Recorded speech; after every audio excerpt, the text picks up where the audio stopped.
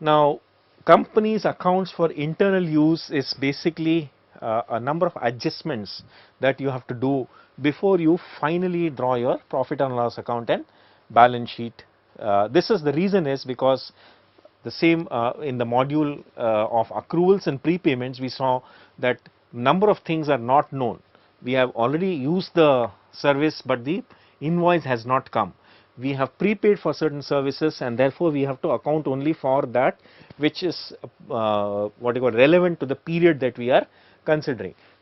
Those who have not yet looked at that session, please look at accruals and prepayments, where we have explained what are these adjustment entries that needs to be passed.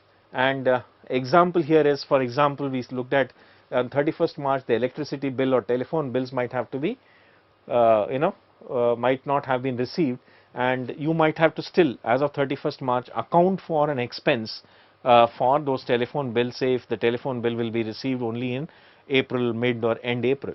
Now, in such a situation, you might have to make adjustment entries to ensure that as of 31st March, you actually recognize expenses which is only for that period, and since your accounting entries might have been done for the total amount, you might to adjust it to ensure that it reflects only for that period. Now, this is all these are the internal accounts that you company uses, and these are all called as adjusting entries. You arrive at what is known as an adjusted trial balance, and from there you arrive at what are the profit and loss account and the balance sheet.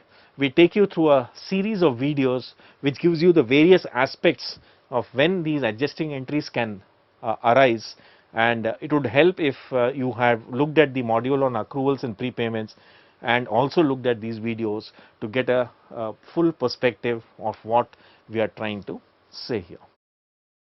In the following module, we will discuss adjusting entries. Recall from Chapter 3 that adjusting entries are performed at the end of the accounting period to convert the unadjusted trial balance to the adjusted trial balance.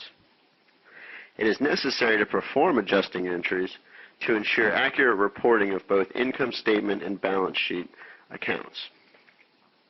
The use of accrual accounting creates the need for adjusting entries because rather than recording revenues when cash is received and expenses when cash is paid, we instead record revenues when the earnings process is complete and match the expenses that help generate those revenues in the same period. Thus, accrual accounting creates timing differences between the realization of cash receipts and the recognition of revenue as earned, as well as timing differences between the realization of cash payments and the recognition of an expense being incurred. Adjusting entries are performed to complete the accrual accounting process and help ensure that revenue and expense recognition occurs in the correct period. There are 4 types of adjusting entries that firms must consider at the end of each accounting period. The first adjusting entry converts assets to expenses. This type of entry is needed when cash is paid prior to an expense being incurred and involves a debit to an expense account and a credit to an asset account. Recording this type of adjusting entry helps to ensure that asset account balances reported on the balance sheet are not overstated. It also helps ensure that expenses recorded on the income statement are not understated. If this adjusting entry is not made, net income would be overstated. The second adjusting entry converts liabilities to revenue. This entry is necessary when cash is received prior to the revenue being earned. This entry involves a debit to a liability account and a credit to a revenue account. Recording this type of adjusting entry helps ensure that liability account balances reported on the balance sheet are not overstated. It also helps ensure that revenues recorded on the income statement are not understated. Consequently, if this adjusting entry is not made, net income is understated. The third adjusting entry accrues unpaid expenses. This entry is necessary when an expense has been incurred, but the company has yet to fulfill their commitment related to this expense. Often this unfulfilled commitment represents a liability, i.e. accrued interest on a loan. But it could also involve an equity account, i.e. restricted stock or stock options. This entry therefore involves a debit to an expense account and a credit to either a liability account or an equity account.